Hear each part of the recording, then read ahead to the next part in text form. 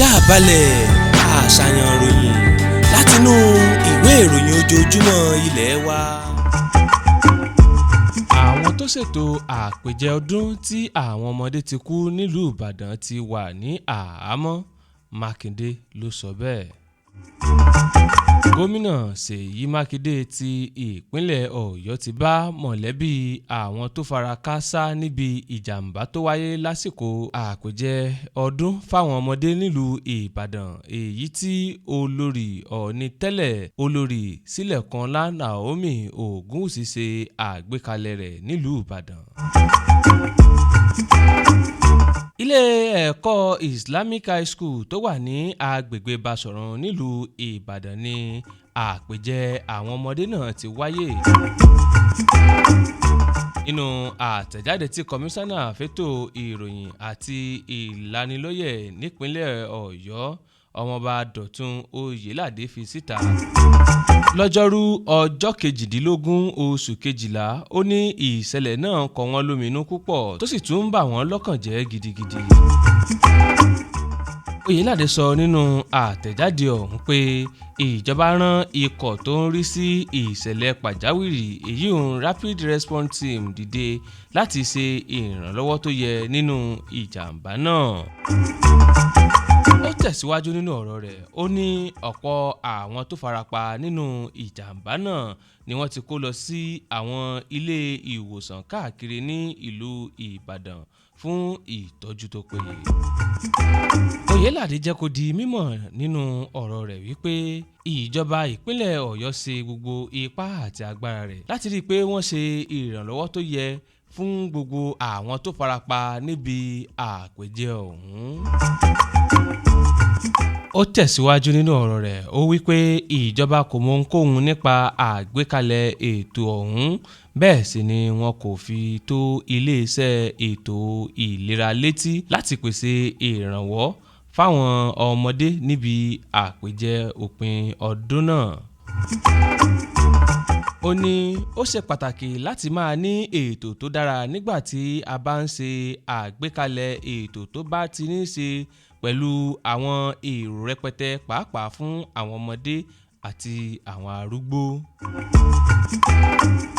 Síwájú sí ni Oyèládé sọ pé àwọn sì ń retí èsì láti ọ̀dọ̀ ọ̀gá ọlọ́pàá láti fi dí iye àwọn tó fara káásá múlẹ̀ níbi ìjàmbá ọ̀hún.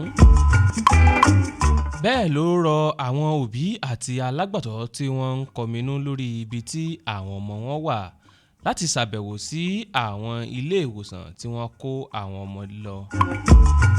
Partners Hospital Basọ̀run, Western Hospital Basọ̀run, Ring Road State Hospital, Moli Specialist Hospital àti University College Hospital UCA. Bákan náà ni gómìnà Ṣèyí Mákindé sọ lójú òpó ayélujára rẹ̀ X ní ọjọ́rú pé ìṣẹ̀lẹ̀ ọ̀hún kọ òun lóminú púpọ̀ tí kò sì dùn mọ́ òun nínú rárá. Ẹ gbọ́ ná, kí ló kan iléeṣẹ́ rédíò Àgídìgbo nípa ìṣẹ̀lẹ̀ tó mú ẹ̀mí àwọn ọmọdé lọ níbi àpèjẹ olórí Naomi. Ìgbìmọ̀ aláṣẹ iléeṣẹ́ rédíò Àgídìgbo FM nílùú Ìbàdàn ti sọ pé iléeṣẹ́ rédíò náà kọ́ ló ṣe àgbékalẹ̀ ètò àpèjẹ tó wáyé lọ́gbà ilé ẹ̀kọ́ Islamic High School tó wà ní agbègbè Basọ̀run níbi tí ọ̀pọ̀ òkú àwọn ọmọdé ti sùn. Ọjọ́rú ọjọ́ 17 oṣù kejìlá ọdún 2024 ni èyí wáyé. Olórí Ọọ̀ni nígbà kan rí Naomi Sílẹ̀kùnọlá Ògúnwùsì ló ṣàgbékalẹ̀ ètò náà láti fi mú inú àwọn ọmọdé dùn lásìkò ọdún tá a wà yìí. Ọdọọdún ni olórí Naomi máa ń ṣe àríyá náà pàápàá nílùú Àkúrẹ́ tó ń gbé, àmọ́ ìlú Ìbàdàn tó ti ṣe èyí ló di wàhálà báyìí. Ìròyìn sọ pé èrò tó pọ̀jù nínú ọgbà ilé ẹ̀kọ́ Islamic High School Basọ̀run ló mú kí wọ́n tẹ ara wọn pa tí àwọn míín sì dákú nítorí ooru tó mú wọn. èrò tó pọ̀ yìí kò sẹ́yìn bí wọ́n ṣe ìpolongo àpèjẹ ọ̀hún níbẹ̀. Kódà wọ́n ṣe àkànṣe ètò ìfọ̀rọ̀wérọ̀ pẹ̀lú olórí Naomi lórí rédíò náà lọ́jọ́ Ìṣẹ́gun. Ọ̀gá àgbà ẹ̀ka ìgbóhùnsáfẹ́fẹ́ iléeṣẹ́ rédíò náà ọ̀gbẹ́ni Ọláyínká Abdulwahab ló fìdí ọ̀rọ̀ yìí múlẹ̀ nínú àtẹ̀jáde kan tó fi síta nírọ̀lẹ́ Ọjọ́rú. Ọ̀gbẹ́ni Abdullahi Wahab ní ó ṣe pàtàkì láti jẹ́ káwọn aráàlú mọ̀ pé iléeṣẹ́ rédíò náà kàn jẹ́ ọ̀kan lára àwọn iléeṣẹ́ ìròyìn tí àjọ Wings Foundation tó ṣe àgbékalẹ̀ ètò náà lò láti polongo àpèjẹ ọ̀hún ni. Ọ̀gá àgbà ẹ̀ka ìgbóhùnsáfẹ́fẹ́ níléeṣẹ́ rédíò Àgídìgbò ní irọ́ ńlá ni ìròyìn táwọn èèyàn kan ń gbé kiri wípé Àgídìgbò ló ṣe àgbékalẹ̀ ètò náà. Ọ̀gbẹ́ni Abdulwahab sọ nínú àtẹ̀jáde tó fi síta pé láti aago 5 ìdájí Ọjọ́rú tí a ti rí i pé ọ̀pọ̀ èèyàn ló ń lọ síbi ètò náà ni a ti bẹ̀rẹ̀ sí ní ṣe ìlanilọ́yẹ̀ wípé káwọn èèyàn má lọ nítorí wípé èrò tó wà níbẹ̀ ti pọ̀ jù. Àwọn tó ṣàgbékalẹ̀ ètò náà gbìyànjú agbára wọn láti rí i pé èrò kò pọ̀ jù nípa lílo àwọn agbófinró àtàwọn òṣìṣẹ́ elétò ìlera, àmọ́ nǹkan ti bọ́ sórí.